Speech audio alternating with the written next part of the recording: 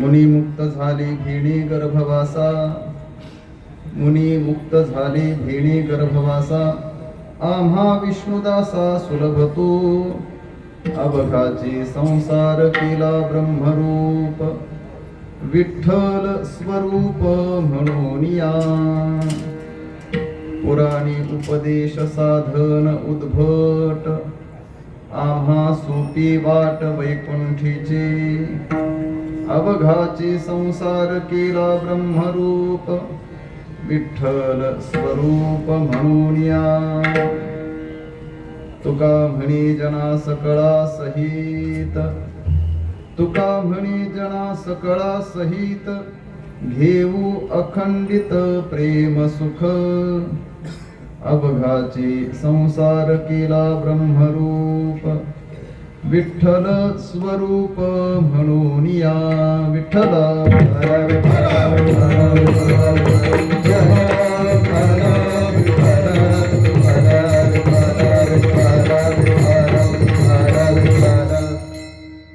यं ब्रह्मा वरुणेन्द्र रुद्रमरुतस्तुन्वन्ति दिव्यैस्तवैः, वेदैः साङ्गपदक्रमोपनिषदैर्गायन्ति यं सामगाः, ध्यानावस्थित तद्गतेन मनसा पश्यन्ति यं योगिनो, यस्यान्तन्न विदुःसुरासुरगणा, देवाय तस्मै नमः. पांडुरंगा करो प्रथम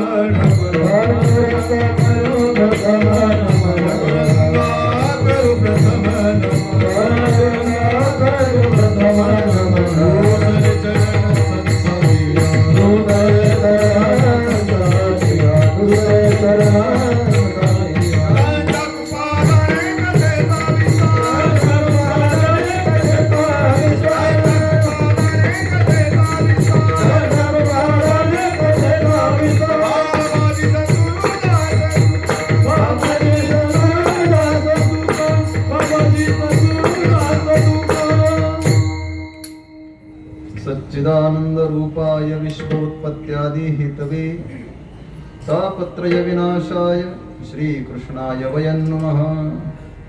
कर्पूर गौरं करुणावतारं संसार सारं भुजगेन्द्रहारं सदा वसन्तं हृदयारविन्दे भवं भवानी सहितं नमामि.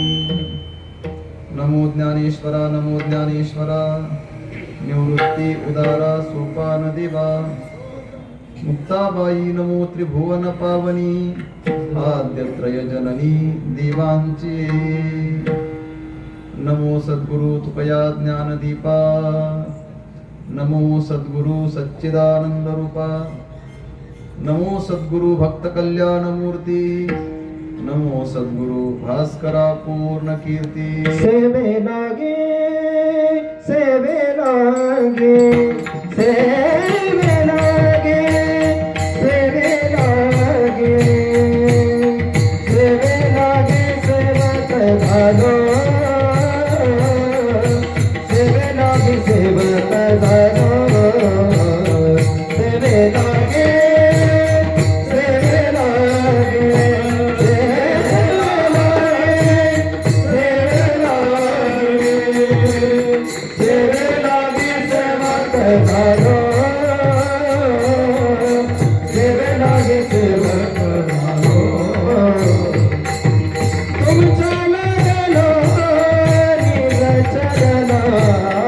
तुमचा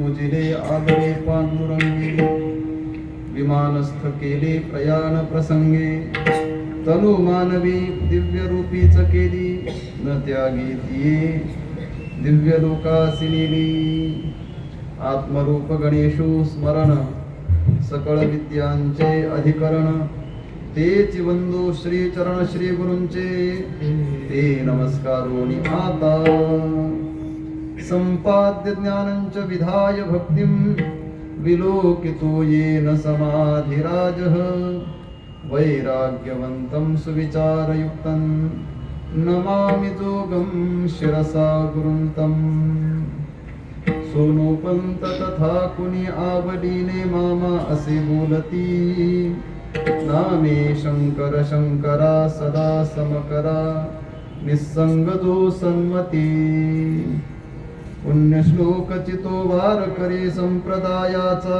अध्वर्यू खरा शोभतो ऐशा संत बरा सदा शुभ करा दांडी करा वंदितो विठ्ठला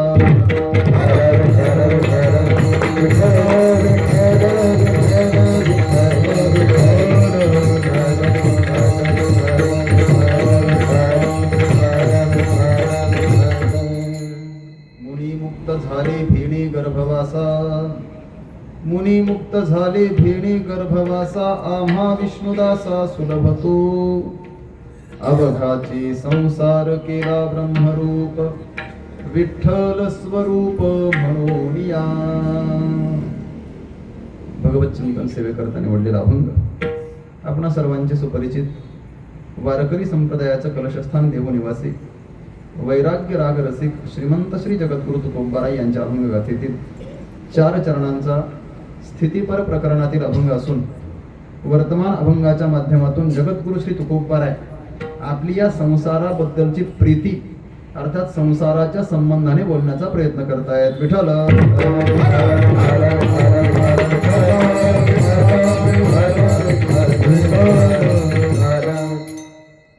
अभंग चिंतनाला प्रारंभ करण्यापूर्वी अगदी अल्पसा परिहार प्रतिवर्षाप्रमाणे आपल्या क्षेत्र वाकसई या नगरीमध्ये जगद्गुरु श्री संत तुकाराम महाराज झाड पादुका स्थान सेवा ट्रस्टच्या वतीने संपन्न होत असणारा हा अखंड हरिनाम सप्ताह याही वर्षी मोठ्या प्रेमाने आदराने उत्साहात आणि उत्सवपूर्ण वातावरणामध्ये जगद्गुरु श्री तुकोबारायांच्याच सदेह वैकुंठगमन सोहळ्याच्या निमित्ताने संपन्न होतोय आणि संपन्न होत असणाऱ्या या वर्षीच्या या उत्सवातील आजची क्रमाने 3ऱ्या दिवसाची हरिकीर्तन सेवा समस्त ग्रामस्थ मंडळी तसेच सप्ताह संयोजक समिती आणि ट्रस्ट यांच्या माध्यमातून माझ्या वाट्याला प्राप्त आहे विठ्ठल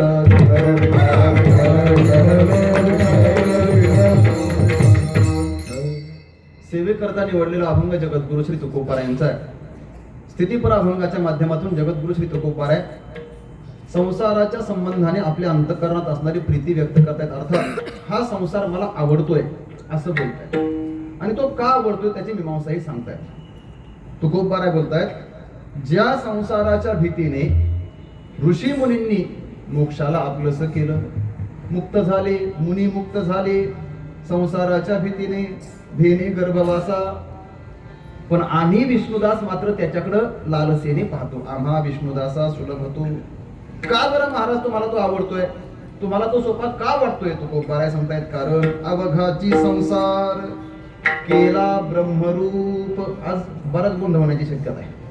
अवघाची संसार म्हटलं का लगेच सुखाचा करीमकडे जाण्याची शक्यता आहे. पण ते ज्ञानोबारायांचं आहे आणि आजचं आपल्याला तुकोबारायांचं पाहिजे. अवघा संसार आम्ही ब्रह्मरूप केलाय. का बरं याला ब्रह्मरूप केलं? कारण विठ्ठल स्वरूप म्हणून या. हा संसार आहेच विठ्ठल परमात्म्याचं भगवंताचं स्वरूप आणि त्याच्याहून भिन्न नसल्यामुळे याची ब्रह्मरूपता आम्ही सिद्ध केली.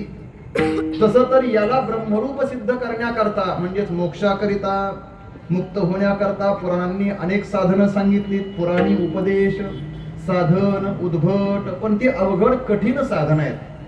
आम्हा सोपी वाट वैकुंठीची, पण आम्हाला मात्र वैकुंठाला जाण्याकरता अत्यंत सोपी वाट सापडली. कोणती वाट आहे महाराज? ती तुका म्हणी जना सकळा सहित, सगळ्या जणांना सोबत घेऊन घेऊ अखंडित प्रेमसुख, प्रेमसुखाने भगवंताचं नामसंकीर्तन करणं ही वाट आम्हाला सापडली आणि म्हणून आम्हाला मोक्षापेक्षा मुक्तीपेक्षा हा संसारच जास्त रुचकर वाटायला लागलाय. विठ्ठल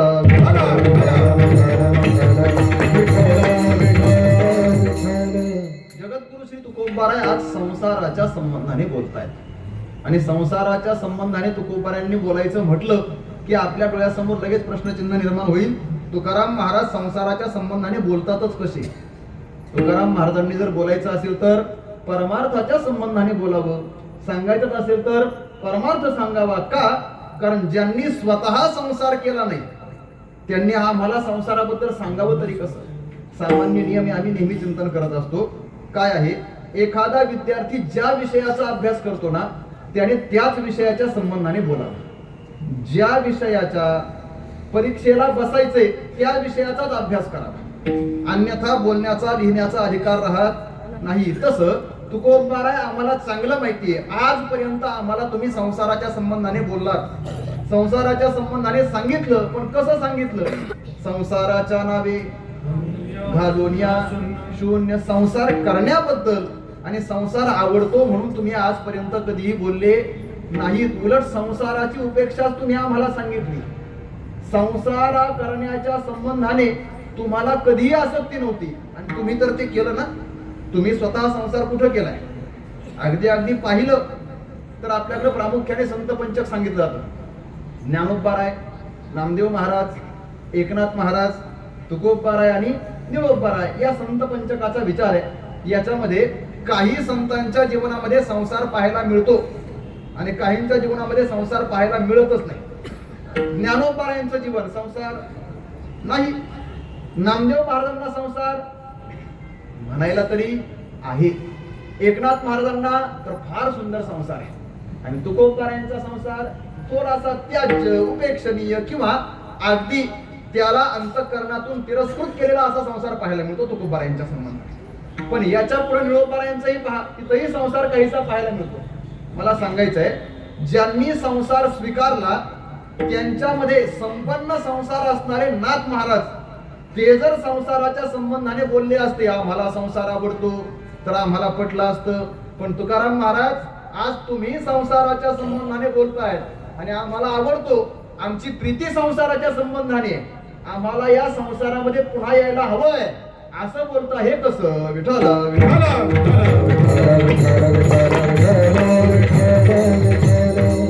प्रश्न सरळ आहे आणि साधा आहे. तुकोबारायांना म्हणजे सोप्या भाषेत बोलू का? थोडस जास्त होईल, पण तुकोबारायांना संसाराच्या संबंधाने बोलण्याचा आणि आवडीने बोलण्याचा अधिकार आहे का? हाच पहिला प्रश्न आहे.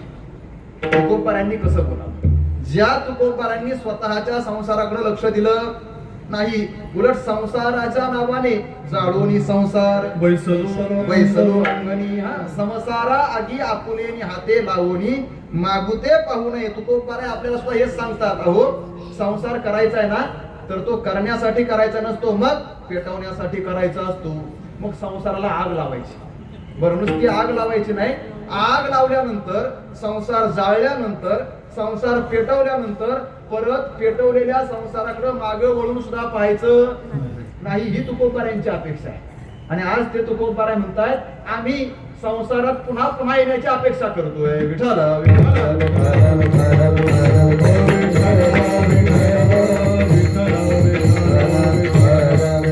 महाराज याला शास्त्रामध्ये थोडस शास्त्रीय भाषेत जर पाहायचं झालं तर याला व्याघात असा दोष नावाने संबोधित केला.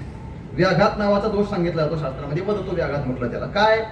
आपलंच बोलणं एक वेगळं आणि दुसरं बोलणं त्याच्या अत्यंत विरुद्ध असलं तर एकच वक्ता विरोधाभासात्मक बोलला तर त्याला व्याघाती म्हटलं जातं. आणि ते सामान्यतः आमचे गुरुजी एक उदाहरण सांगायचे. ते म्हणायचे, काय झालं, एक लहान मुलगा रस्त्याच्या कडेला रडत होता.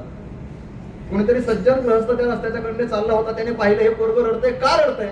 जवळ गेला, पाठीवरनं हात फिरवला, त्याच्या तोंडावरनं हात फिरवला, त्याचे डोळे पुसले, रडणं शांत केलं, त्याला पाणी प्यायला दिलं, बसवलं. बाळ रडू नकोस. पोरानेही धीर मिळाल्यामुळे रडणं थांबवलं. आणि मग या सद्ग्रस्ताने विचारलं, बाळा का रडतोयस? त्या मुलाने सांगितलं, माझे आई वडील हरवले, त्यांची माझी भेट होत नाही म्हणून मी रडतोय, मला त्यांची भेट व्हायची हवी. या सद्ग्रस्ताला वाटलं, ठीक आहे, याची भेट व्हायला पाहिजे, पण परिचय नाही. म्हणून त्याने सांगितलं, पहिले एक काम कर. काय? तुझ्या आई वडिलांचा परिचय मला सांग, ओळख सांग, काहीतरी खाना सांग. तुझा बाप कोण आहे हे मला सांग, तुझी आई कोण आहे मला सांग. मग मी त्यांना शोधेल आणि तुझी आणि त्यांची भेट घालून देईल. सोपं आहे. असं म्हटल्याच्या नंतर मुलाने सांगायला सुरुवात केली. ठीक आहे म्हटले, सांगा काय सांगू तुम्हाला. त्या गृहस्थाने विचारलं, सांग भवतः पिता कह. संस्कृत भाषेतून आहे. सांग तुझा बाप कोण आहे.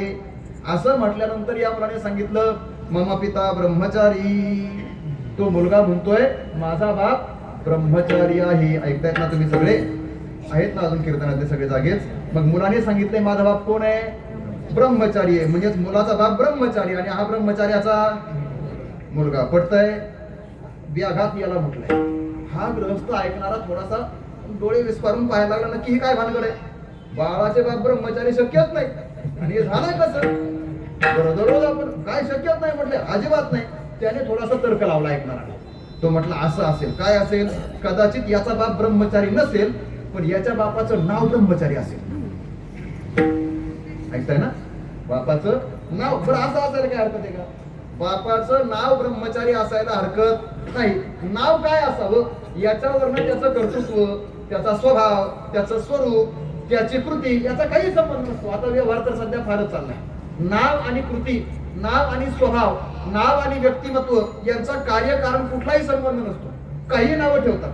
नाहीतर मी साधा प्रश्न विचारतो, सांगा साधू, संन्यासी, ऋषी, मुनी, हे सगळे संत, हे सगळे संसारातले आसक्त का विरक्त. साधू, संत, ऋषी, मुनी, संन्यासी आसक्त का विरक्त. विरक्त. बरोबर आहे. यांचा संसाराचा संबंध नाही. मग जर एखाद्या बापाने आपल्या मुलाचं नाव ऋषी ठेवलं तर त्याने संसार करावा अशी अपेक्षा ठेवावी का. साधा प्रश्न आहे ना. नाव ठेवायचंय ऋषी आणि म्हणायचंय आमच्या ऋषीसाठी एखादी मुलगी पहा. हे कसं झालं. तसंच आहे. बाळाचा बाप ब्रह्मचारी आहे असं म्हणण्यामध्ये कदाचित त्याचं नाव असू शकतं ब्रह्मचारी. मग म्हटला सांग तुझ्या आईचा परिचय सांग. तुझी आई कोण आहे. भवतः माता का. तुझी आई कोण आहे. मग त्याने सांगितलं मम माता वंध्या बीजाना. माझी आई वांझ आहे. झालं. बापाला म्हटला ब्रह्मचारी. हा ब्रह्मचार्याचा मुलगा. आईला म्हणतोय वांझ आणि हा वांझेचा मुलगा. आणि तुम्ही सगळे कीर्तन ऐकताय. फार सुंदर चाललंय. पहा हे जसं आहे तसं आज तुकोबाराय बोलताय.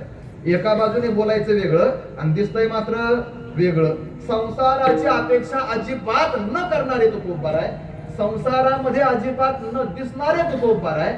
संसाराबद्दल प्रीती न दाखवणारे तुकोबाराय. पण आज म्हणतायत आम्हाला संसार आवडायला लागलाय. विठ्ठल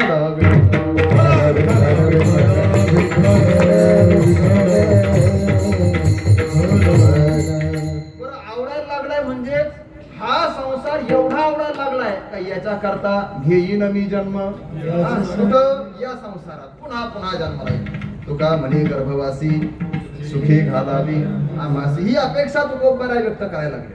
संसाराबद्दलची प्रीती नसावी पण ती प्रीतीच धारण केली आहे आणि संसाराच्या संबंधाने बोलतायत. बरं बोलत असताना तुकोबाराय ज्या संसाराच्या संबंधाने बोलतायत त्या संसाराची सगळी लक्षणं आपल्या डोळ्यासमोर घेऊन पहा.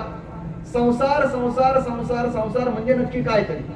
संसार हा शब्द आपल्याला एवढंच कळतं. बा तुझं नाव काय रे.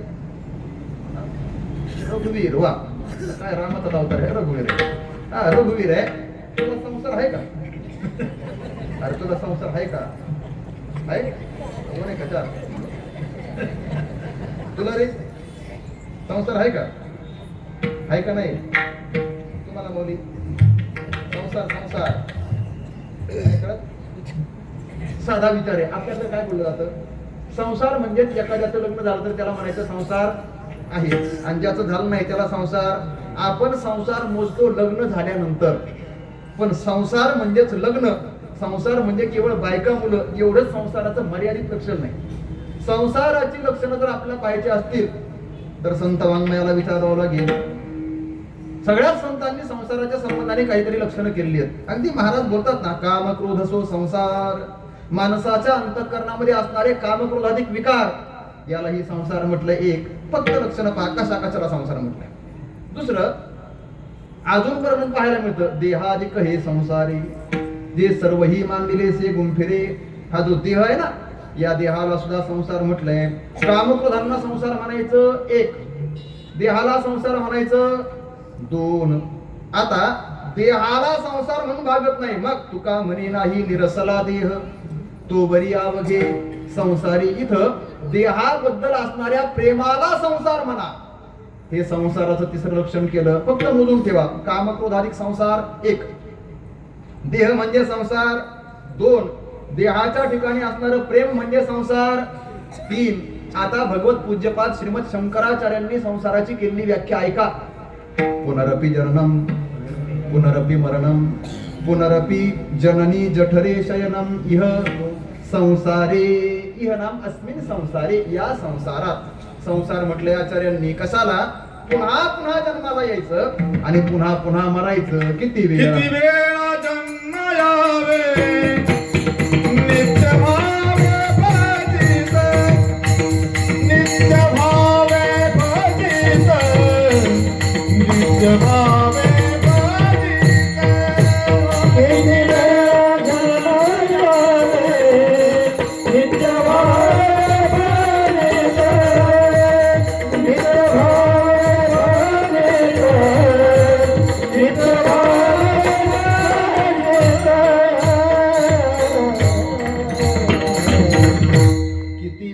जन्मायावे. याचं नाव काय? संसार. संसार म्हणजेच पुन्हा पुन्हा जन्माला यायचं. आता प्रमाण जर म्हटलेच तर आपण उत्तर शोधू ना. किती वेळा जन्मा यावे. किती म्हणजेच प्रश्नार्थक सर्वनाम. किती म्हणजे किती वेळा जन्माला यायचं हे सांगता. अहो किती वेळा जन्माला यायचं हे पुढचं नाही सांगता येत आहे. पण इथून मागे आतापर्यंत किती वेळा जन्माला आलो हे का सांगता? तुकोबाराय म्हणतात ते सुद्धा सांगता येत नाही. आतापर्यंत किती जन्माचा फेरा झाला. किती जन्म झाला फेरा गणित नाही जी दातारा पडिलो आवर्ती भोबरा बहु थोरा बोळसिया. तुकोबाराय बोलतायत आतापर्यंत किती जन्मांचा फेरा झालाय. म्हणजे आता आपण वर्तमान काळात या मंडपामध्ये कीर्तन श्रवणा करता बसलो. पण इथं आल्यानंतर आपला हा देह हा आत्ताचा वर्तमान जन्म आहे. पण याच्या अगोदर आपला जन्म कुठेतरी असेल ना. म्हणजे पूर्वजन्म आणि पुनर्जन्म ही संस्कृती आपल्या संकल्पना आपल्या शास्त्राला संस्कृतीला मान्य आहे. मग आपला पूर्वीचा कुठेतरी जन्म असेल. त्याच्यापूर्वी कुठेतरी जन्म असणार आहे. त्याच्यापूर्वी असणार आहे. मग हे जन्म आतापर्यंत आपले किती झालेत कुणाला सांगता येईल? सांगता येत नाही. आपल्याला फक्त एवढंच माहिती आहे 84 लक्ष योनी फिरता दुःख भोगिले. 84 लक्ष योनीमध्ये फिरलाय. पण एका एका योनीमध्ये किती वेळा फिरलाय याचं मात्र गणित कुणालाही सांगता येत नाही. विठ्ठला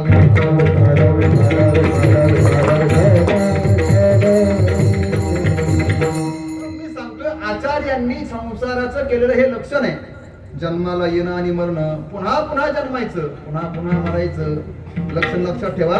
पहिला सांगितला होता कामक्रोधाधिक म्हणजे संसार 1, देहाला संसार म्हणा 2, देहाच्या ठिकाणी असणाऱ्या प्रेमाला संसार म्हणा 3, जन्म मरणाला संसार म्हणा 4. आणि आता पुन्हा ऐका ज्ञानोत्तर तर याच्यावर कळस करतात. अगा उपजने आणि निमने हे साचची जे का मानने तो मृत्यू लोकू मी म्हणे संसारोहन. ज्ञानोत्तर बोलतात जन्म मरण याला संसार म्हणायचं नाही. मग जन्म मरणाच्या ठिकाणी असणारी सत्यत्व बुद्धी हिला म्हणा संसार. संसाराचं 5वं लक्षण. विठ्ठला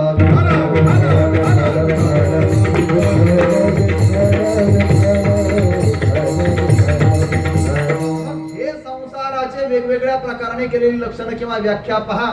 आणि मग याच्यातला तुकोबारांनी आज कोणता संसार सांगितलाय याचा विचार करा. तर मला असं वाटतंय तुकोबाराय ज्ञानोबाराय आदी सगळेच संत महात्मे ज्यावेळेस संसार या शब्दाला समोर ठेवून बोलतात ना त्यावेळेस त्यांच्या डोळ्यासमोरचा संसार सगळे आहे. कामक्रोधाधिक संसार मान्य आहे. देह संसार मान्य आहे. देहासक्ती संसार मान्य आहे. जन्म मरणाचा संसार मान्य आहे. जन्म मरणाच्या ठिकाणी असणाऱ्या सत्यत्व बुद्धीला संसार म्हणा मान्य आहे. हे सगळेच संसार त्यांना मान्य आहेत. आणि अशा सगळ्या संसारांना समष्टी रूपाने एकत्र करून आपल्या देहाच्या ठिकाणी कल्पून तुकोबाराय म्हणतात हो हा सगळा संसार हा अवघा संसार आम्ही ब्रह्मरूप केला. अभंगाचं दुसरं अवघाची संसार केला ब्रह्मरूप. अवघाची संसार केला ब्रह्मरूप. अवघाची संसार केला ब्रह्मरूप. अवघाची संसार केला ब्रह्मरूप. अवघाची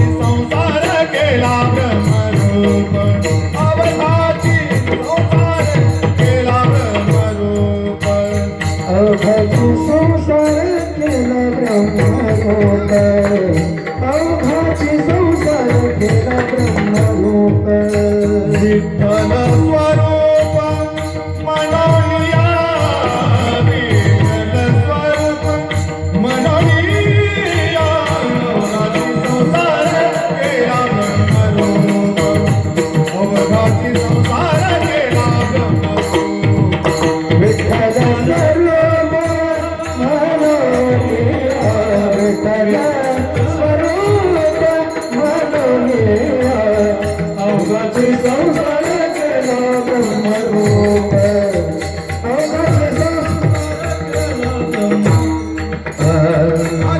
अवघाची संसार केला ब्रह्मरूप अवघाची संसार केला ब्रह्मरूप ओ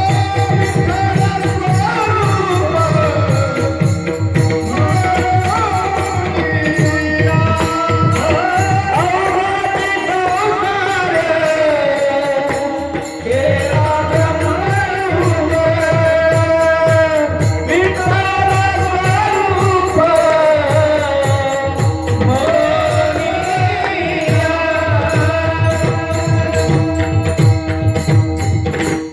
तुकोबाराय म्हणतात कोणताही एक नका घेऊ, मग अवघा संसाराच्या जेवढ्या व्याख्यान जेवढी लक्षणं केलीत ना, ते सगळे संसार आमच्या डोळ्यासमोर आहेत. आणि हे सगळे संसार आम्ही कसे केले? अवघाची संसार केला ब्रह्मरूप विठ्ठल स्वरूप म्हणून या. तुकोबाराय संसाराच्या संबंधाने बोलतायत आणि तो ब्रह्मरूप केला असं म्हणतायत. तसं तर मी हे सांगितलं होतं, तुकोबारायांना संसाराच्या संबंधाने बोलण्याचा अधिकार आहे का? तर याचं उत्तर आहे हो, तुकोबारायांनाच अधिकार आहे. का? त्यांनी संसार म्हणून, आपला संसार मर्यादित असतो, परिच्छिन्न असतो, पण तुकोबारायांचा संसार व्यापक आहे. हे विश्वची माझे घर म्हणून अवघा संसार, हा अवघा संसार, याच्यातलं सगळं काही याच्यातलं घडतं. आणि मग या सगळ्या संसाराच्या व्याप्तीचा विचार पहा. आणि हा अवघा संसार आम्ही ब्रह्मरूप केला म्हणून त्यांना बोलायचा अधिकार आहे. आमच्या गुरुदेवांना एकदा असा प्रश्न विचारला होता. त्यांना म्हटले, तुम्ही तर संन्यासी, तुमचा तर संसाराचा संबंध नाही, आणि तुम्ही संसारिकांना शिकवता कसं? संसारिकांना मार्गदर्शन करता कसं? संसारिकांना संसार कसा करावा याच्याबद्दल कसं काय सांगता? असं म्हटल्यानंतर आमच्या गुरुदेवांनी फार गोड उत्तर दिलं होतं. ऐका, आपल्या सगळ्यांसाठी. संतांकडनं आपण संसाराबद्दलही का शिकावं याच्याकरता त्यांनी सांगितलं. म्हटले, याच्याकरता मी एक उदाहरण सांगतो. काय उदाहरण? आमचे गुरुदेव बोलले, काय पूर्वीच, आता उन्हाळा सुरू होतोय, उन्हाळा सुरू झाला तर दुपारच्या वेळेला उन्हातून त्रासलेला माणूस, तापलेला माणूस थोडासा थंड होण्यासाठी प्रयत्न करतो. मग कुठेतरी सावली तरी पाहावी, पण सावलीने नुसतं बाहेरून थंड होतं, आतून थंड होण्याकरता घुंगर कुठं वाजतात तिथं पाहतात माणसं. माहिती घुंगर? आता घुंगर वाजतात रस्त्याच्या कडेला. कशाची? हा, सरक्याची, गुऱ्हाळाची. ती घुंगर वाजली का तिथं जायचं, ऊसाचा ताजा व स्वच्छ थंडगार रस मिळेल तिथं जायचं आणि तो प्यायचा. थंडगार होता माणूस. आताची गुऱ्हाळं आहेत इलेक्ट्रिकवर चालणारी, इंधनावर चालणारी, पण पूर्वीच्या काळामध्ये गुऱ्हाळ चालायचं ते बैल चालवायचा. माहिती आपल्याला, आपण पाहिली येतो ना सगळ्यांनी, ते गुऱ्हाळ बैल चालवायचा. मग आमचे गुरुजी म्हटले, ते गुऱ्हाळ, ऊसाचं रस काढण्यासाठी बनवलेलं गुऱ्हाळ, ते एक यंत्रच आहे. आणि कोणतंही यंत्र निर्माण करण्यासाठी त्याचा इंजिनियर तज्ञ असावा लागतो. ते यंत्र तयार झालं, तिथं आणून बसवलं का त्याला एक जू असतं, ते जू म्हणजे जुकाट आपल्या भाषेमध्ये, आणि ते ठेवायचं बैलाच्या खांद्यावर. बैल ते फिरवणार आणि ते फिरलं का ऊसाचा रस, ऊस त्याच्यात घातला का त्यातून रस निघणार. हा नियम. जोपर्यंत गुऱ्हाळ चालू आहे तोपर्यंत त्याच्या खांद्यावरच गुऱ्हाळ आहे, म्हणून बैल गुऱ्हाळाच्या जवळ आहे. बरं, गुऱ्हाळ बंद झालं, दुकान बंद करायचं असेल तर मालक काय करतो? गुऱ्हाळाच्या ते काय खांद्यावरचं जो आहे ना, ते बैलाच्या खांद्यावरून काढून ठेवतो, पण बैलाला घरी नाही नेत, तिथंच बांधून ठेवतो. कुठं? गुऱ्हाळाच्या जवळच. म्हणजे गुऱ्हाळ चालू असलं तरी बैल गुऱ्हाळाच्या जवळ, आणि गुऱ्हाळ बंद असलं तरी बैल गुऱ्हाळाच्या जवळच. पण कदाचित काही कर्मयोगाशात किंवा दैवयोगाने जर गुऱ्हाळ बिघडलं तर 24 तास गुऱ्हाळाच्या जवळ असणाऱ्या बैलाला गुऱ्हाळ दुरुस्त करता येतं का? येतं का? नाही. मग त्याच्याकरता कोणीतरी इंजिनियर लागतो, तज्ञ लागतो. तो येतो, गुऱ्हाळ दुरुस्त करतो, आणि मग पुन्हा फक्त वरायचं काम कोणी करायचं? बैलाने. आमचे गुरुजी म्हटले होते, हा सगळा संसार म्हणजे एक प्रकारचं गुऱ्हाळ आहे, आणि आपण सगळे म्हणजे या गुऱ्हाळाला जुंपलेले. बोला की, आपल्याला स्वतःला बैल म्हणून गेला का लागायचं? आपण सगळेच या गुऱ्हाळाचे कोण आहेत? बैलच आहोत. सगळा संसार म्हणजेच एक काय आहे, गुऱ्हाळ आहे. आणि आपण या गुऱ्हाळाला जुंपलेले बैल आहोत. मग गुऱ्हाळ बिघडलं म्हणजे संसारामध्ये काही सदोषता निर्माण झाली तर ती निवृत्त करण्याकरता बैलाला जमणार आहे का? नाही. मग त्याच्याकरता तज्ञ असणाऱ्या इंजिनियर संतांनाच भेटावं लागतं. विठाला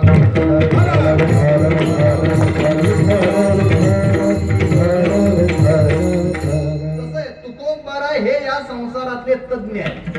त्याला यथार्थ रूपाने जाणणार आहेत म्हणून ते अवघा म्हणतात. आपला संसार 4 भिंतीच्या आतला, आपला संसार एका बायकोन 2 पोरांपुरता, आपला संसार 2-4 एकर जमिनी पुरता, आपला संसार 2-4 गुंठ्यापुरता, आपला संसार 5-10 लाखापुरता, याच्या पुढे आपला संसार जात नाही. पण तुकोबारायांचा संसार ऐका, अवघाची संसार हा सगळा संसार. आज तुकोबाराय त्याच्या संबंधाने बोलतायत. आणि काय बोलतायत? केला ब्रह्मरूप. ज्ञानोबारायांची प्रतिज्ञा होती अवघाची संसार सुखाचा करीन. आज तुकोबाराय म्हणतात ज्ञानोबारायांनी जी प्रतिज्ञा केली होती ना ती आम्ही सिद्ध केली आहे. अवघा संसार ब्रह्मरूप केलाय. ब्रह्म ब्रह्म म्हणजे तरी काय हो? ब्रह्म या शब्दाचं लक्षण अगदी अवांतर वाक्याने उपनिषदांमध्ये, श्रुतीमध्ये, वेदामध्ये पाहायला मिळतं. सत्यम ज्ञानम अनंतम ब्रह्म किंवा सच्चित सुखात्मकम ब्रह्म. ब्रह्म कशाला म्हणायचं? तर जे सद्रूप आहे, जे चिद्रूप आहे आणि जे आनंद रूप म्हणजे सुखरूप आहे त्याला म्हणा ब्रह्म. विठाला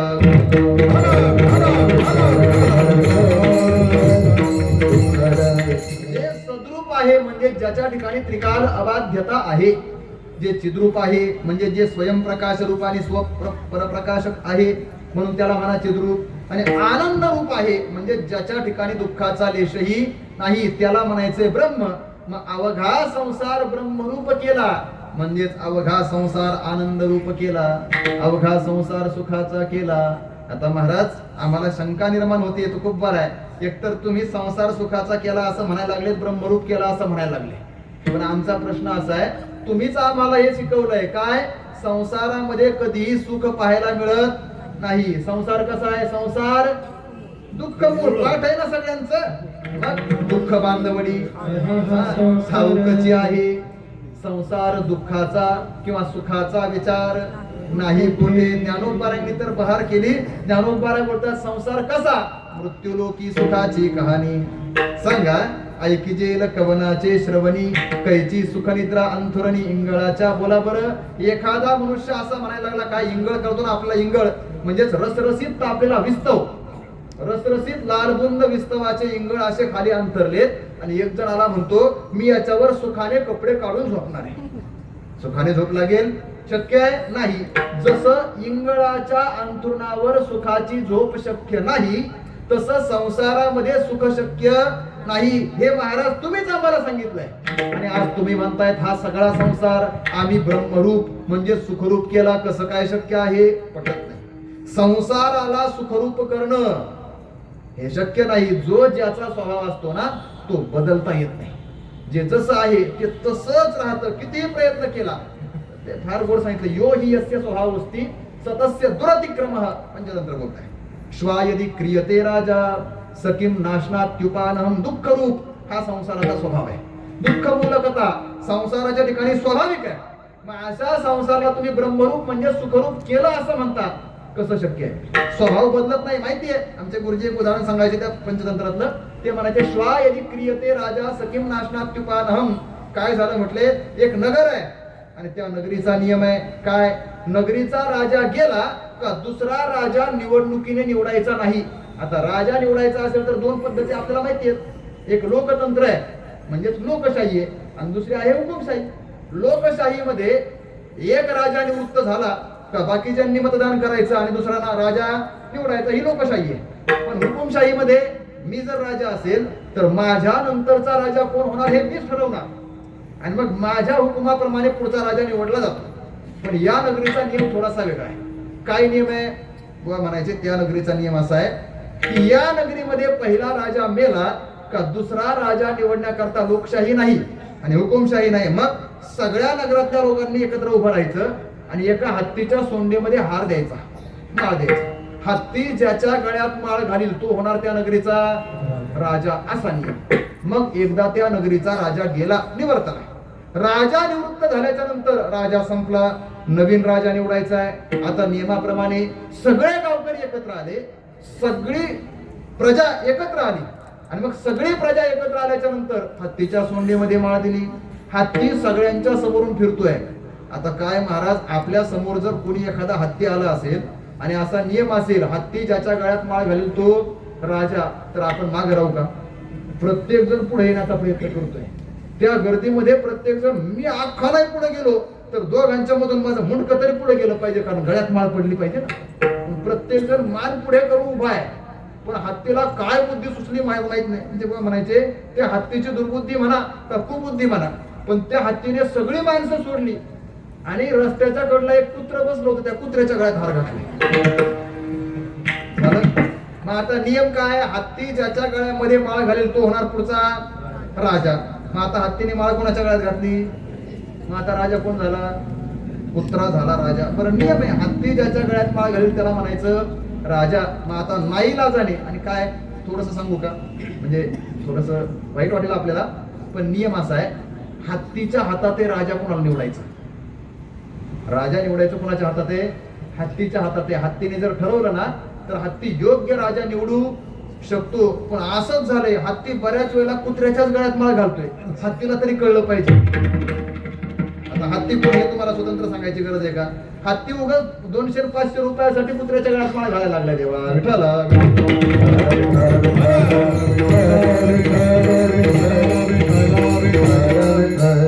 कुत्रा झाला त्या नगरीचा राजा. आता त्याला कुत्रा तरी कसं म्हणायचं? आता तो महाराज झाला ना, मग राजा झाला. आणि मग त्या राजाची गावातून नगरीतून मिरवणूक निघाली. मिरवणूक साधी नाही महाराज, हत्तीवर सोन्याची अंबारी, त्याच्यात रत्नजडित सिंहासन आणि त्याच्यामध्ये तो बसलाय. कोण? कुत्रा नाही, आता राजा. तो आता कुत्रा कसा म्हणायचा त्याला? राजाला तुम्ही कुत्रा म्हणाला ना, तो राजा त्याच्यात बसलाय. आणि मग श्वान शिबिके बैसगली. महाराज फार गोड बोलतात खूप आहे. कुत्र्याला त्या हत्तीवरच्या अंबारीत बसवलं, सिंहासनावर बसवलं, राजगादीवर बसवलंय. त्याची राज्यातून मिरवणूक चालली. त्याच्या आजूबाजूला पक्वान्न आहेत, पण सगळी पक्वान्न, सगळे भोग, सगळ्या सुविधा सगळं उपलब्ध होतं. आणि झालं असं, त्या कुत्र्याने म्हणजेच कुणी? राजाने अंबारीतून पाहिलं, हत्तीवरून पाहिलं, रस्त्याच्या कडेला एक हाडाचा तुकडा पडलेला होता. त्याच्या समोर म्हणजेच राजाच्या समोर पक्वान्न वाढलेली होती. राजाने ती टाकून दिली आणि पळालं कशाकडं? हाडाच्या तुकड्याकडं.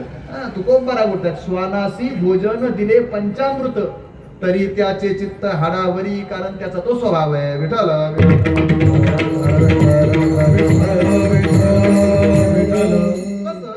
दुःख हा संसाराचा स्वभाव आहे, तो बदलता येणं शक्य नाही. तुम्हीच आम्हाला सांगितले संसार करू नका कारण संसार दुःखमुळे. तुम्हीच आम्हाला सांगितले संसार करू नका कारण संसारामध्ये सुखाचा विचार नाही. तुम्हीच आम्हाला सांगितले संसार करू नका कारण संसारामध्ये सुखाची गोष्टही नाही. आणि मग तुम्ही म्हणताय संसार सुखाचा केला, ब्रह्मरूप केला, कसं शक्य आहे? तर त्याचं कारण तुकोबाराय सांगतात. कारण काय? विठ्ठल स्वरूप म्हणून या हा संसार आम्ही सुखाचा केला, कारण संसार मूलतःच विठ्ठल स्वरूप आहे. आता हा विठ्ठल म्हणजेच ब्रह्माहून वेगळं नाही बरं. विठ्ठल म्हणजेच ब्रह्म आहे. महाराज फार बरोबर बोलतात. नेनो ब्रह्म मार्ग चुकले उघडे पंढरपुरासी आले, भक्ते पुंडलिके देखिले आणि उभे केले. विटेवर ज्याला उभं केलंय ना ते दुसरं तिसरं कोण नाही, मग साक्षात ब्रह्मच आहे. आणि ते ब्रह्म म्हणजेच आनंद आहे. आनंद अद्वय नित्य निरामय, आनंद अद्वय नित्य निरामय, आनंद अद्वय नित्य निरामय, आनंद अद्वय नित्य निरामय. हरि गीता निज ध्येय योगी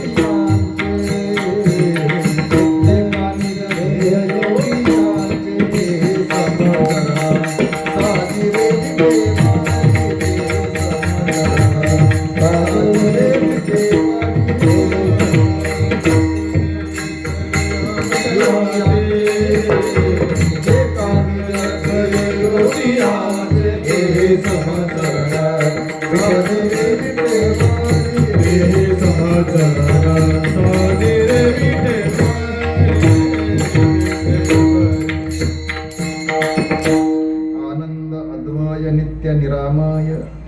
ऐका निज ध्येय योगियांचे ते हे समचरण साजिरे विटेवरी पहा भीमा तिरी विठ्ठल रूप तुकोबाराय म्हणतायत भीमेच्या तीरावर विटेवर समचरणांनी युक्त असणारा कटावर हात ठेवून असणारा जो विठ्ठल परमात्मा आहे ना तो आनंद अद्वय नित्य निरामय साक्षात ब्रह्म आहे.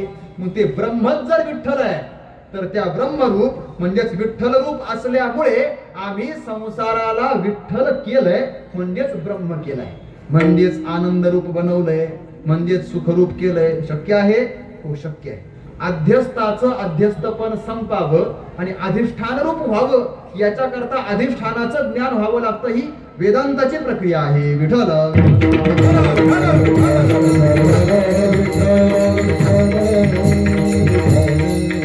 विठ्ठल म्हणजे आनंद आहे. परमात्मा म्हणजे कोण आहे? आनंद आहे. ब्रह्म म्हणजे आनंद आहे. मग आनंद रूपता संसाराला आली. कसं काय आली? संसार तर दुःख आहे आणि देव म्हणजेच ब्रह्म म्हणजेच आनंद आहे, सुख आहे. मग देवाला सुखरूप म्हणा आणि संसाराला दुःखरूप म्हणता. तुम्ही म्हणताय संसारच सुखरूप झालाय, संसारच देवरूप झालाय. कसं काय शक्य आहे? याच्याकरता तुकोबारायांच्या निर्याणाच्या अभंगाचं थोडंसं चिंतन करावं लागेल. निर्याणाच्या अभंगामध्ये तुकोबाराय संसाराची ब्रह्मरूपता सांगतायत. अध्यस्थ अधिष्ठान रूप कसं आहे याच्यासाठी दृष्टांत देत आहेत. रज्जू सर्पाकार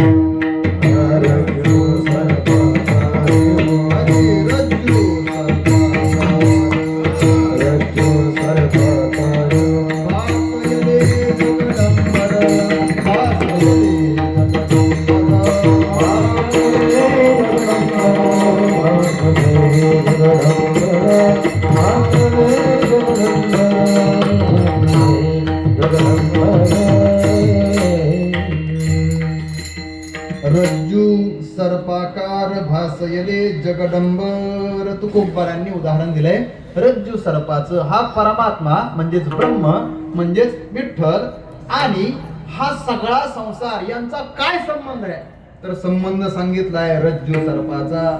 रज्जू सर्पाचा दृष्टांत आपल्या सगळ्यांना माहिती, आपण नेहमी ऐकत असतो. काय? आता आपल्या सगळ्यांचा परिचय आहे, फक्त त्याचं स्मरण करून देतो. सांगा.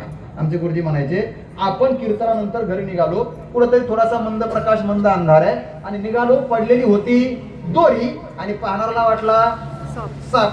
साप वाटल्यानंतर साप दिसल्यानंतर माणूस शांत बसतो का? जोरात ओरडला साप साप साप ओरडला. आजूबाजूला जाणारे होतेच तयार, ते परतच आले. पण सापाचं नाव ऐकल्यानंतर माणसं मोकळी येतील. हातामध्ये काठ्या दगड जे मिळते घेऊन आले, धावत आले आणि मग जिथं साप होता त्याच्या चारी बाजूने सगळे उभे राहिले. साप पाहत आहेत पण सापाचं काय? हलू नये चालू नाही, साप हलत नाही, चालत नाही, पळत नाही, फुसकारत नाही. काय झालंय म्हटले. मग एक जण म्हटला अहो तो साप दिसतोय पण जिवंत आहे का मेलाय पहा. पण काही लोकांचा दरारा असतो महाराज, हा तो मेलाय असं वाटलं तरी कुणी त्याच्या जवळ जात नाही. जरा वाटते तशी. साप आहे ना, जवळ जायला सगळे घाबरायला लागले. असलं जिवंत मग काय करायचं? मग एक जण म्हटलं थांबा जरा थोडं दम काढा. तो पळत गेला, बॅटरी घेऊन आला. बॅटरी घेऊन आला आणि त्याच्यावर लावलं. काय होतं काय? दृष्टांत इथं संपतो. मग आता याच्याकरता आमचे गुरुजी सांगायचे, ते म्हणायचे सांगा एक प्रश्न आहे. प्रश्न असा आहे, साप साप असं पाहणारा ओरडला तेव्हापासून तर बॅटरी आणेपर्यंत आणि दोरी दिसेपर्यंत जी पळापळ झाली ती सगळी पळापळ धावपळ सगळा गोंधळ कोणामुळे झाला? ऐकताय ना आपण? साप असं माणसाने पाहिलं, तो ओरडला तिथपासून तर बॅटरी आणून दोरी पाहीपर्यंत जी धावपळ पळापळ झाली ती कोणामुळे झाली? सापामुळं. सापामुळं म्हणावं तर साप तिथं नाहीच आहे. बरं दोरीमुळं म्हणावं तर दोरीसाठी पळापळ करायची गरज नाही. मग पळापळ झाली कोणामुळं? हा, याला म्हणतात भ्रम. दोरीच्या ठिकाणी भासलेला जो साप आहे ना, त्या सापाच्या ठिकाणी असणाऱ्या सत्यत्व बुद्धीमुळे पळापळी झाली. विठ्ठला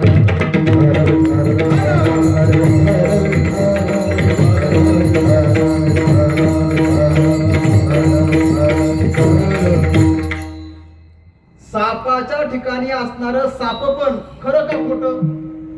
दोरीवर भासलेला जो साप आहे तो खरा का खोटा? खोटा आहे.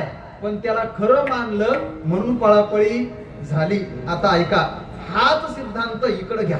दृष्टांताची बाजू ब्रह्म म्हणजेच दोरी आणि संसार म्हणजे साप. देव म्हणजेच दोरी असं म्हणा. देव म्हणजे काय? दोरी. आणि हा सगळा संसार म्हणजे साप. दोरी खरी का साप खरा? दृष्टांत आपण ऐकला ना आता. दोरी खरी का साप खरा? दोरी खरी आणि साप खोटा. तसंच देव खरा आणि दिसणारा सगळा संसार खोटा. मग दोरीच्या ठिकाणी भासलेल्या सापामुळं जी पळापळी झाली, ती पळापळी संपायची असेल तर ज्ञान कोणाचं व्हायला पाहिजे? सापाचं का दोरीचं? दोरीचं व्हायला पाहिजे. तसंच संसाराच्या ठिकाणी असणाऱ्या सत्यत्व बुद्धीमुळे संसारामध्ये जन्म मरणाची जी पळापळी आपली चालली आहे ना, या पळापळीचं दुःख संपायचं असेल तर ज्ञान व्हावं लागतं यथार्थ परमात्म्याचं, म्हणजेच ब्रह्मस्वरूपाचं.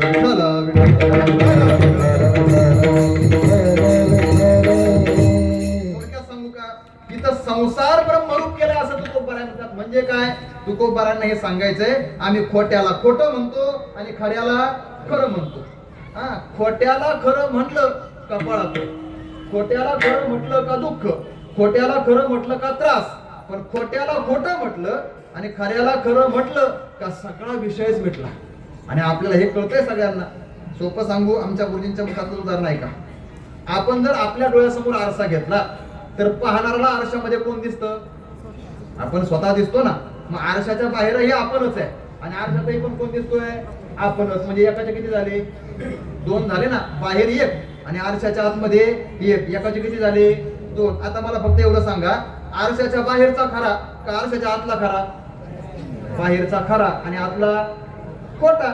याला शास्त्रामध्ये बिंब प्रतिबिंब असं म्हटलं. आरशाच्या बाहेर जो आहे ना त्याला म्हणा बिंब आणि आरशात दिसतंय त्याला म्हणा प्रतिबिंब. बिंब खरं का प्रतिबिंब खरं?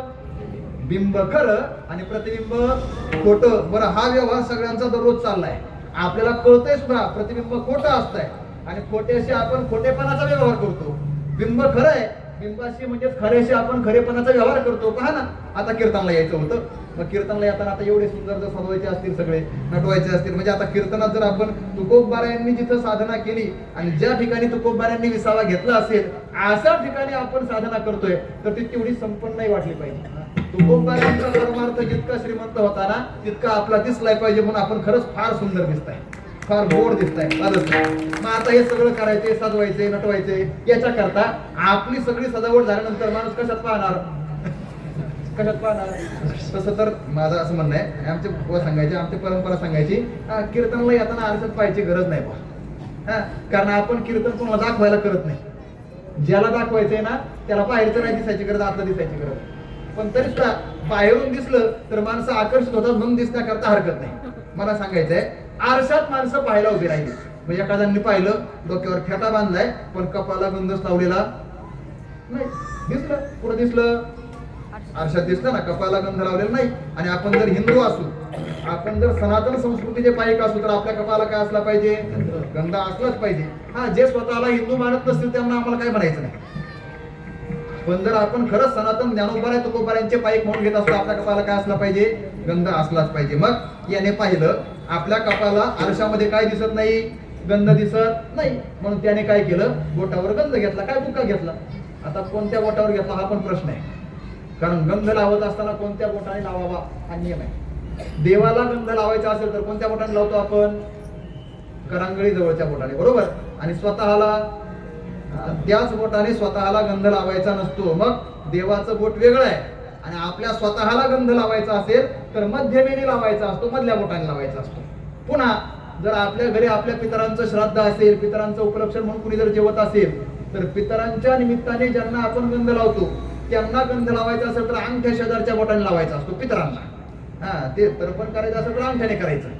पण जर गंध लावायचा असेल तर पितरांना तर अंगठ्या जवळच्या बोटाने, देवाला लावायचा असेल तर करंगळी जवळच्या बोटाने आणि स्वतःला लावायचा असेल तर मधल्या बोटाने. हे लक्षात ठेवलं पाहिजे. मग याने काय केलं? आरशामध्ये दिसतंय कपाला गंध नाही म्हणून गंध लावण्याकरता त्याने बोटावर गंध घेतला. मग आमचे बुवा म्हणायचे, सांगा बरं, बोटावर गंध घेतलाय आता लावायचा आहे पण गंध नाही, हे कुठं दिसलंय? त्याला गंध नाही हे कुठं दिसलंय? आरशात. मग लावायचा कुठं? बोला की. गंध नाही हे दिसतंय कुठं? आरशात. मग लावला कुठं पाहिजे? असं कसं? तिथं दिसतंय तिथं लावलं पाहिजे ना. दिसतंय कुठं? दिसतंय कुठं? आरशात.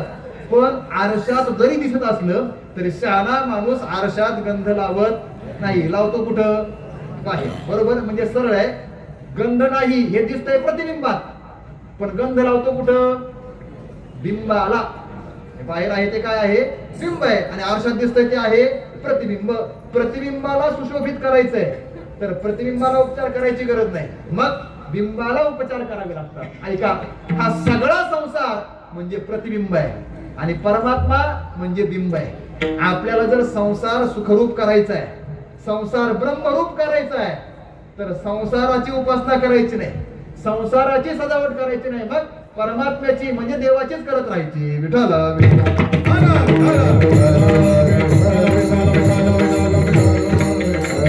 तुकोबाराय म्हणतात याच्यामुळेच आम्हाला हे कळलं, अरे हा संसार आहे तरी काय? दोरीवर भासलेला साप जसा तसा परमात्म्याच्या स्वरूपावर भासलेला हा सगळा संसार. मग तोच दोरीवर भासलेला साप जेवढा खोटा ना, तेवढाच हा सगळा संसार सुद्धा खोटाच आहे. किती खोटा? लटिका व्यवहार सर्व हा संसार माया निराधार हरी वाचवेर धार हरी वीणा माया निराधार हरी वीणा. लटिका व्यवहार सर्व हा संसार माया निराधार हरी वीणा माया निराधार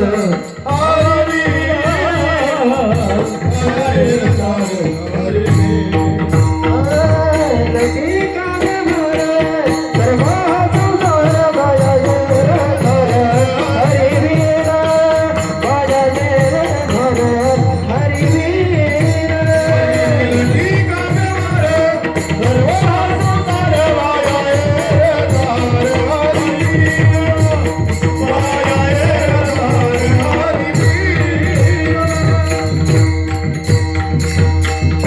लटिका व्यवहार सर्व हा संसार वाया येरझार हरिवीन. हा सगळा संसार, हा सगळा प्रपंच कसा आहे म्हटले? लटका म्हणजेच खोटा आहे. जे जे देखणे सकळ ते हे स्वप्नीचे मृगजळ, स्वप्नातल्या मृगजळाप्रमाणे मिथ्या आहे. आणि मग या मिथ्या पदार्थाच्या ठिकाणी सत्यत्व बुद्धी किंवा सुखरूपता ब्रह्मरूपता सिद्ध केली आहे ती आहेच, पण आम्ही आमच्या दृष्टीने सिद्ध केली कशी? विठ्ठल स्वरूप म्हणून या आम्हाला कळालं. हा संसार जसं साप हा दोरीहून वेगळा सत्य रूपाने नाही, तसा हा संसार सुद्धा परमात्म्याहून वेगळा सत्य रूपाने नाही. मग फलकट तो संसार येथे सार भगवंत तुका म्हणे तुची खरा येर वाहुगा पसारा. हा परमात्म्याशिवाय दिसणारा सगळा पसारा आहे आणि हा पसारा, या सगळ्या पसाराला किंमत परमात्म्याशिवाय नाही हे कळालं. म्हणून अवघाची संसार केला ब्रह्मरूप विठ्ठल स्वरूप म्हणून या. आणि मग महाराज ज्यांना हे कळलं नाही त्यांचं काय? तर त्यांचं काय हे सांगतायत अभंगाच्या पहिल्या चरणात. मुनी मुक्त झाले मुनी मुक्त झाले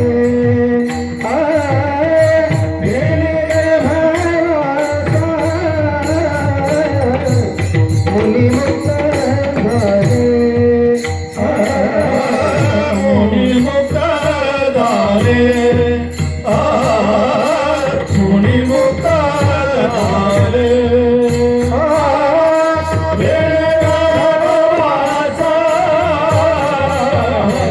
मुनी मुक्त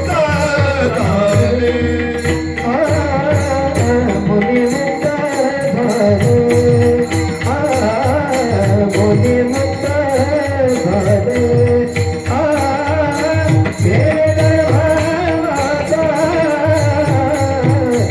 मुनी मुक्त झाले मुनी मुक्त झाले मुनी मुक्त झाले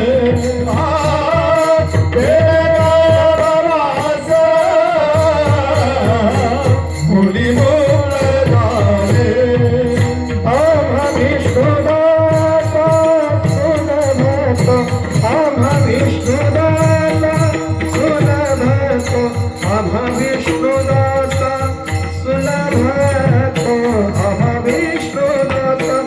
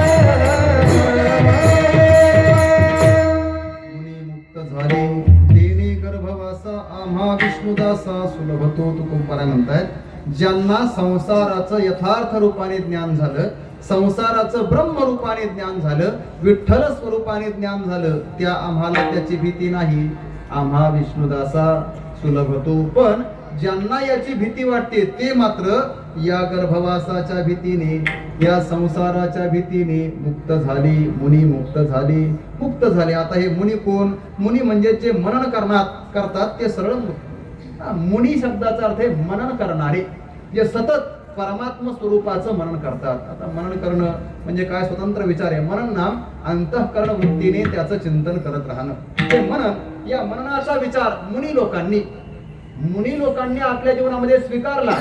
पण हे स्वीकारत असताना त्यांनी संसाराचं अवलंबन टाकून देऊन मग त्याचं मनन केलं. आणि काय झालं ते? तर ते सर्व मुक्तच झाले. म्हणजे त्यांनी संसारामध्ये परत येण्याचं ठरवलं नाही. असे अनेक आहेत जे संसाराला घाबरले. भेने गर्भवासा, भेने म्हणजे भीतीने.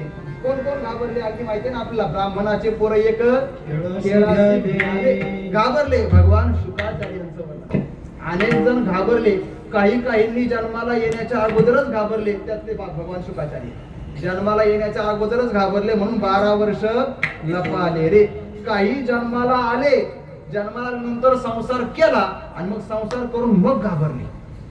कितीतरी उदाहरण. आता ते श्रीमद भागवताचाच विचार आहे शुक्राचार्यांचं म्हटलं तर मग त्याच्यामध्ये ते श्रीमद भागवताच्या सुरुवातीला ते आत्मदेवाचं चरित्र सांगितलं असताना तो आत्मदेव नावाचा ब्राह्मण, त्या ब्राह्मणाचा त्याचा स्वतंत्र विचार आहे. त्याचं चरित्र फार विस्ताराचं आहे. फक्त थोडक्यात 2-5 मिनिटांमध्ये सांगतो आपल्याला विषय कळण्याकरता. काही लोक संसारात येण्याच्या अगोदरच घाबरले आणि काही लोक संसार करून मग घाबरले. कसे घाबरले? तर ते आत्मदेवाचं चरित्र आहे. तो आत्मदेव होता ना, तो निपुत्रिक होता. म्हणजे त्याला पुत्र संतती नव्हती. त्याला पोरग होत नव्हतं, यात नवल नाही महाराज. मग त्याच्या गोठ्यातल्या गायीला सुद्धा वासरू होत नव्हतं. अजून त्याने शेतात लावलेल्या झाडाला फळ सुद्धा येत नव्हतं. एवढं वांगोटे पण त्याच्या पदरी होतं, त्याच्या नशिबात होतं. आणि मग याच्यामुळं तो आत्मदेव असा विचार करायला लागला, असं पुत्रहीनतेचं जीवन जगण्यापेक्षा मेलेलं बरं. म्हणून तो आत्महत्या करण्याकरता जंगलात गेला होता. कोण? आत्मदेव ब्राह्मण. हा गेला आत्महत्या करण्याकरता. पण शास्त्र म्हणतं आत्महत्या करू नाही. तिथे एक आश्रम दिसला, त्या आश्रमामध्ये गेला. जाता जाता साधू पुरुषांचं दर्शन करून मग जाऊ. पण त्या साधूंचं दर्शन केलं. साधूंनी ओळखलं, आत्मदेवा अरे आत्महत्या करायला चाललास का? बरं आत्महत्या करू नकोस. आत्महत्या करण्यासारखं दुसरं पाप नाही. जगातली सगळी पाप आत्महत्या करणाऱ्या माणसाला लागतात.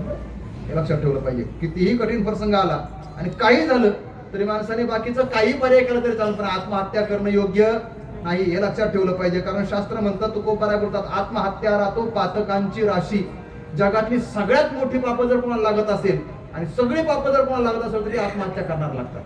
आणि ऐका, शास्त्र असं पण म्हणतं आत्महत्या करू नये. आत्महत्या करणं पाप आहे. पण जर कुणी आत्महत्या करीत असेल ना तर शहाण्याने आत्महत्या करणाऱ्याच्या मैतीला सुद्धा जाऊ नये.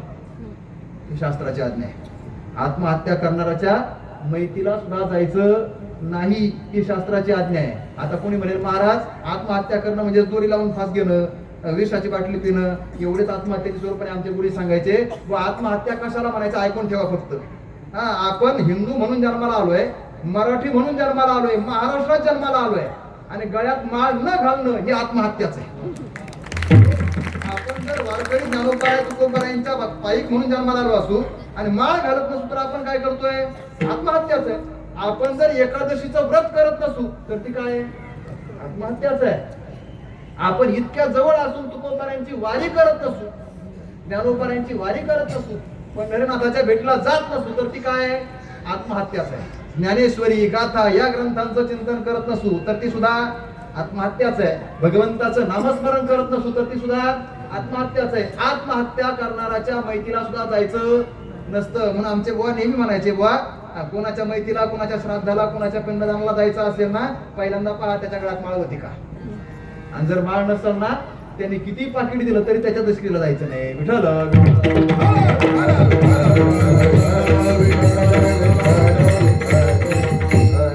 का बोलतोय मी? आत्मदेव आत्महत्या करायला लागलाय. साधू सांगतात आत्मदेवा आत्महत्या करणं योग्य नाही, करू नकोस. त्याने सांगितलं महाराज जर मी आत्महत्या करू नये असं वाटत असेल तर एक करा, काय? मला पोरग होईल असं काहीतरी सांगा. साधूंनी नाईलाजाने त्याला एक फळ दिलं, सांगितलं जा हे फळ तुझ्या पत्नीला दे. तुझ्या पत्नीने हे फळ खाल्लं का या फलाचा प्रसाद म्हणून तुला पोरग होईल, पुत्र संतती प्राप्त होईल. तो घरी आला, ते फळ पत्नीला दिलं, पण त्याची पत्नी थोडीशी जरा वेगळ्या विचाराची होती. मग तिने विचार केला की फळ खाल्लं तर मी गरोदर राहील, 9 महिने पोरग पोटात वागवावं लागेल, त्याच्यानंतर अंगावरचं दूध त्याला पाजावं लागेल, म्हणजे एवढं सगळं आतापर्यंत मी स्वतंत्र जगत होते, माझं स्वातंत्र्य संपलं, त्याच्यापेक्षा ते फळ खायलाच नको. म्हणून तिने ते फळ घेतलं आणि गाईला चारलं. गाईला त्या फळापासून मनुष्य देहधारीच पुत्र झाला, फक्त कान गायीसारखे होते म्हणून त्याचं नाव ठेवलं गोकर्ण. आणि मग आता हिला विचारलं होता ना नवरा, म्हणून हिने स्वतःच्या पोटाला चिंध्या बांधल्या आणि बहिणीला पोरग झालं, आणि ते आणून दाखवलं नवऱ्याला, म्हटली मला पोरग झालं. पुढं परिणाम असा झाला, गोकर्ण सात्विक निघाला आणि हिचा मुलगा, हिचं नाव होतं धुंदुली. तो जो बहिणीचा आणला होता त्याचं नाव ठेवलं धुंदुकारी. तो अत्यंत नास्तिक, अत्यंत दुर्जन निघाला. आणि मग त्याने पुढं भयंकर उच्छाद मांडला, अगदी त्याच्यामुळं आत्मदेवाला मरावं लागलं. मला काय सांगायचंय, आत्मदेवाला नंतर अगोदर संसाराचं सुख वाटत होतं की नाही, पण नंतर तोच आत्मदेव आपल्या गोकर्ण नावाच्या मुलाकडनं आत्मज्ञानाचा उपदेश करून घेतो आणि आपली साधना करण्याकरता जंगलात निघून जातो. हे सगळं करणं म्हणजेच संसाराचा त्याग करणं आहे, संसाराच्या भीतीने दूर जाणं आहे. संसार करून दूर जाणारे काही माणसं आहेत आणि संसार करण्याच्या अगोदरच संसाराच्या भीतीने संसारापासून दूर राहणारी काही माणसं आहेत. हे सगळे मुनीच म्हणा, मग शुकाचार्य असतील तर शुक मुनीच म्हणतो आपण, आत्मदेवासारखे काही म्हणशील महात्मे हे सुद्धा मुनीच आहेत. असे हे महात्मे भेने गर्भवासा मुक्त झाले, गर्भवासाच्या भीतीने मुक्त झाले. पण तुकोबाराय म्हणतात, हा गर्भवास आम्हाला त्रास देत नाही, उलट आम्हा विष्णुदासा सुलभ होतो. का? आम्ही विष्णूचे दास झालोय आणि विष्णुदास झाल्यामुळं गर्भवासाचं दुःख राहिलं नाही, गर्भवासी दुःख नाही येता जाता. आमच्या कंठामध्ये, आमच्या हृदयामध्ये, आमच्या अंतःकरणामध्ये भगवंताचं नाम आहे म्हणून गर्भवासाचं दुःख नाही. आता आम्हाला गर्भवासाची भीती वाटत नाही. गर्भवास, आता याच्यामध्ये सगळे संसार घेता येतील बरं. गर्भवास म्हणजे जन्माला येणं मरणं हा संसार, गर्भवास म्हणजेच गर्भात आल्यानंतर देहाला येणं, देहाधिक संसार, देहाची आसक्ती संसार, जन्म मरणाच्या ठिकाणी आसक्ती असणार किंवा सत्यत्व बुद्धी असणं हा संसार. आणि याच्या पुढे जाऊन काम क्रोधादी विकार देहाच्या संबंधाने येतात ना, म्हणून तो सगळा संसार या सगळ्या संसाराचा विचार आहे. पण आम्हाला या संसाराची भीती नाही, कारण आम्ही हा गर्भवास रूपी संसार ब्रह्मरूप केला. अवघाची संसार केला ब्रह्मरूप विठ्ठल स्वरूप म्हणून. या महाराज तुम्ही विठ्ठल स्वरूप म्हणून त्याला ब्रह्मरूप केलं, पण आम्हाला सांगा ना, याला ब्रह्मरूप करण्याकरता काही साधनं आहेत, तुम्ही नक्की कोणतं केलं? तर तुलनेने त्या साधनाचा विचार तुकोबाराय सांगतायत अभंगाच्या 3ऱ्या चरणात. पुराणी उपदेश साधना उघड, पुराणी उपदेश साधना उघड, उपदेश साधना उघड, पुराणी उपदेश साधना उघड, पुराणी उपदेश साधना उघड, पुराणी उपदेश साधना उघड, पुराणी उपदेश साधना उघड, पुराणी उपदेश साधना उघड,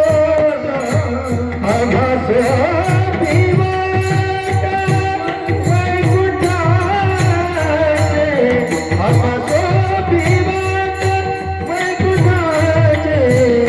भोगाचे संसार केला ब्रह्मरूप, भोगाचे संसार केला ब्रह्मरूप, आमाचा विमान वैकुंठाची, आमाचा विमान वैकुंठाची,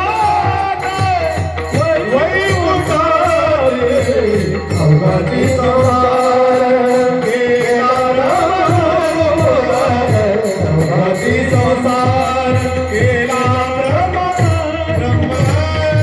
पुराणे उपदेश साधना उघड, आम्हा सोपी वाट वैकुंठाचे, आम्हा सोपी वाट वैकुंठाचे, आम्हा सोपी वाट वैकुंठाचे. पुराणी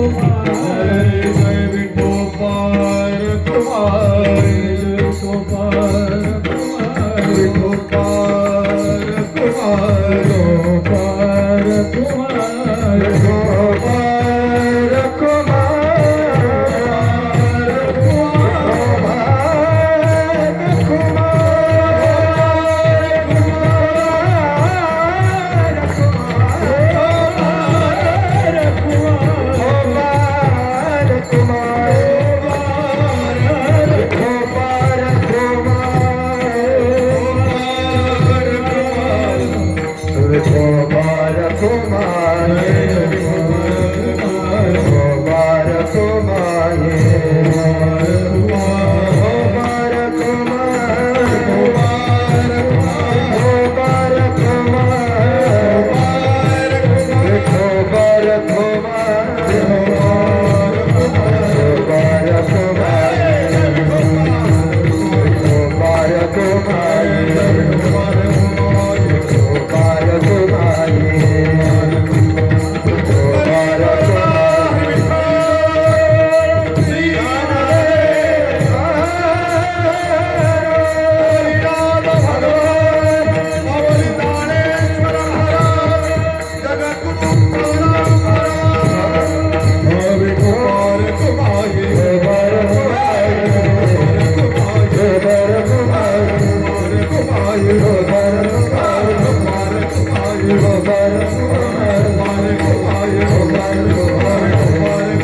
मुबारक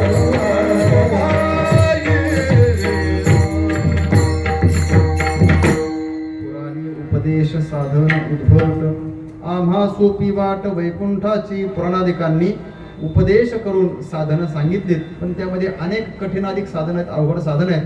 पण आम्हा सोपी वाट वैकुंठाची तुकोबाराय म्हणतायत आम्हाला वैकुंठ अत्यंत सोपं आहे, पण आम्हाला वैकुंठाला जावं वाटत नाही, उलट आम्हाला हा संसारच आवडायला वाटला. आम्हाला वैकुंठ इतकं सोपं आहे. हे वाट गोमटी वैकुंठासी जाता रामकृष्ण कथा दिंडी ध्वजा मुनी मुक्त झाले, त्यांनी अनेक स्वतंत्र साधना केल्या असतील, पण आम्हाला मात्र मुखीनाम अतिमोक्ष इतक्या सहज ही मुक्ती प्राप्त आहे, पण आम्ही याचा विचार करत नाही. आम्ही मात्र आम्हा विष्णुदासा सुलभ होतो, गर्भवासात सुलभ वाटतो, आम्हाला पुन्हा पुन्हा गर्भवासाला यावं वाटतं, कारण आम्हाला हीच सोपी वाट वाटते, वैकुंठाला जाण्याची नाही. मग पुन्हा इथं येण्याची कशा करता घेईन मी जन्म यादसाठी देवा तुझी चरण सेवा साधावया देवा, तुझ्या चरणांची सेवा करण्याकरता आम्ही पुन्हा इथं येऊ. आमच्या वडिलांनी हीच अपेक्षा केली ना, माझ्या वडिलांची निरासेवा देवा तुझी चरण सेवा, पांडुरंगा देवाची चरण सेवा करणं, नामसाधना करणं, संकीर्तन करणं हीच सगळ्यात महत्वाची साधना आहे आणि हीच योग्य साधना आहे. पुराणाधिकांचा उपदेश आहे.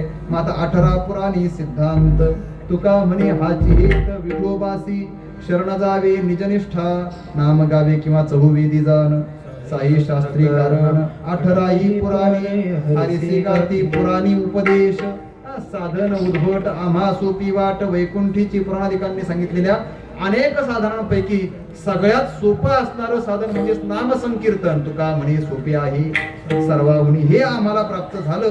वैकुंठही आमच्या हातात आहे, पण आम्हाला मात्र इथं राहून या संसारामध्येच अवघाचे संसार केला ब्रह्मरूप विठ्ठल स्वरूप म्हणून या.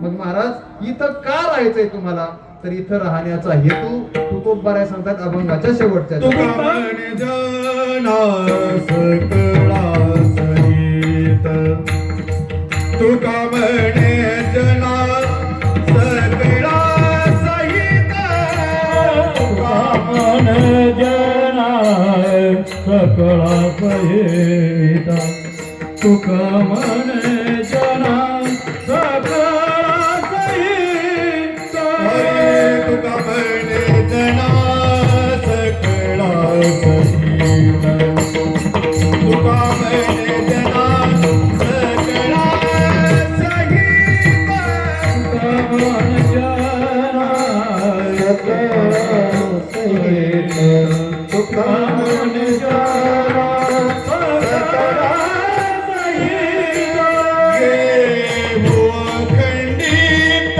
प्रेम सुख, घेऊ अखंडित प्रेम सुख, प्रेम सुख, प्रेम सुख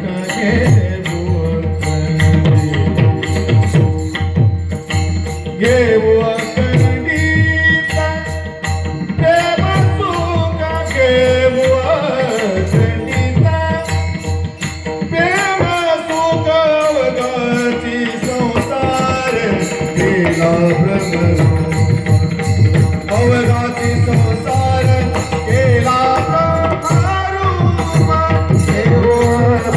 देवा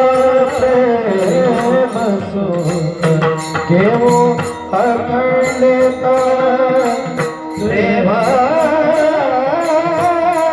सुख घेऊ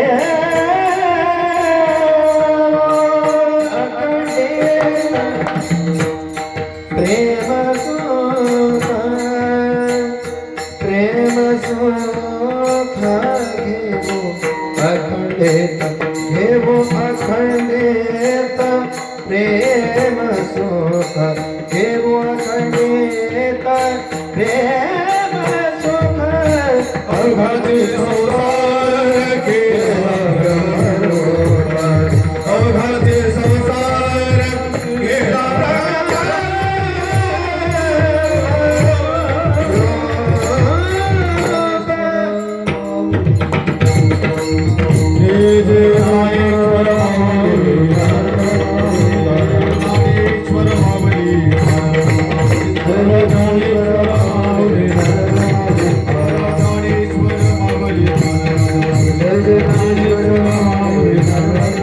ज्ञानेश्वर माऊली ज्ञानेश्वर माऊली ज्ञानेश्वर माऊली ज्ञानेश्वर माऊली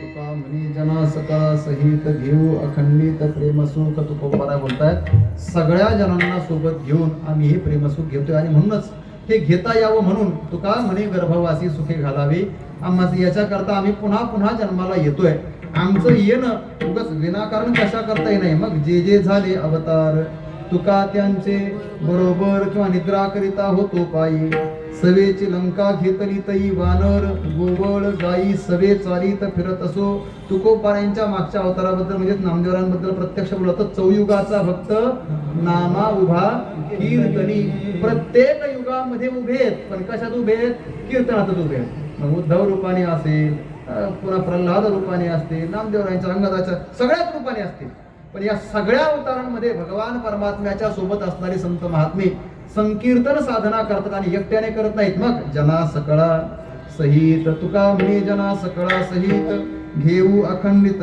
प्रेमसुख या प्रेमसुखासाठी या भक्ती प्रेमसुखाचा आनंद लुटण्यासाठी म्हणून आम्हाला संसार सुखाचा वाटतो अवघाची संसार केला ब्रह्मरूप कारण या संसाराच्या ठिकाणी असणारी दुःख रूपता ही कल्पित आहे भ्रामक आहे मग संसार पाहिला तर जसं सर्प हा दोरी रूप आहे तसा संसार हा परमात्मा रूप आहे ब्रह्मरूप आहे विठ्ठल स्वरूप आहे म्हणून विठ्ठल रूपाची ब्रह्मस्वरूपाची जी सद्रूपता चिद्रूपता आणि आनंद रूपता तीच परमात्मा स्वरूपाच्या ठिकाणी असणारी सद्रूप चिद्रूप आनंद रूपता आम्हाला संसाराच्या ठिकाणी दिसतीये म्हणून आम्ही या संसारालाही ब्रह्मरूप मानतोय आणि या ब्रह्मरूप असणाऱ्या संसारामध्ये पुन्हा पुन्हा यायचंय पुन्हा पुन्हा राहायचं इथून पुन्हा पुन्हा जायचंय का केवळ घेऊ अखंडित प्रेमसुखाची रैलूट करण्यासाठी जगद्गुरु श्री तुकोबाराय या मृत्यूलोकात येतात इथं अवतार धारण करून राहतात जवळजवळ 40-41 वर्षापर्यंत 42व्या वर्षापर्यंत तुकोबाराय इथे राहतात आणि पुन्हा एकदा जातो आता आज्ञा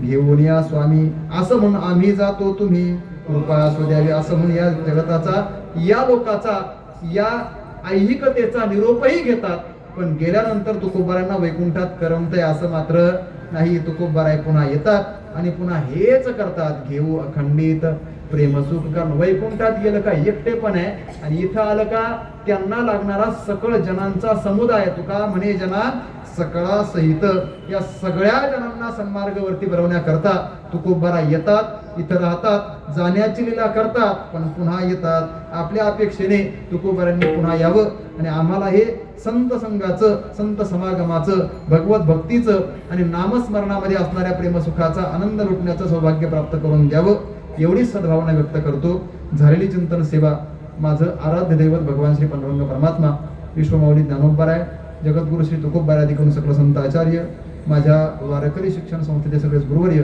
माता पिता देवरूप आपण सर्वच श्रोत्र मायबाप सर्वांच्या चरणावर समर्पित करतो कीर्तन सेवेकरता उपस्थित असणारे अत्यंत सुंदर आणि कीर्तन फक्त ऐकण्याकरता नसतं तर पाहण्याकरताही असतं हे ज्यांच्याकडे पाहून दिसतंय असे आपण सर्वच फार अधिकारी असणारे आणि साधननिष्ठ असणारे सगळे टाळकरी मंडळी, मृदंगाचार्य, पेटीवादक सगळेच आहेत. तर सर्वांच्या बद्दल आदरभाव व्यक्त करतो.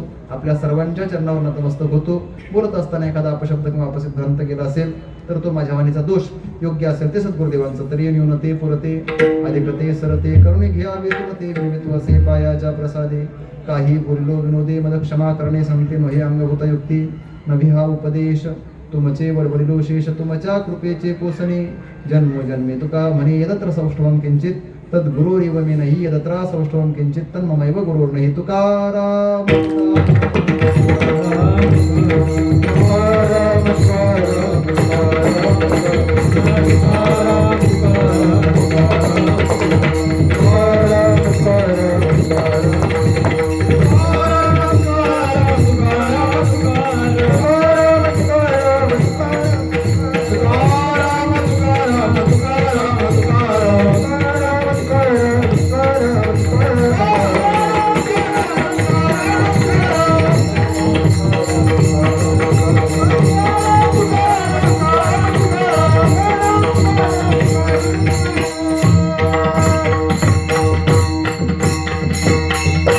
भगवंताच्या कृपेने साक्षात जगद्गुरु श्री तुकोबारायांच्या चरणपादुका आपल्या सर्वांना सेवेकरता प्राप्त आहेत.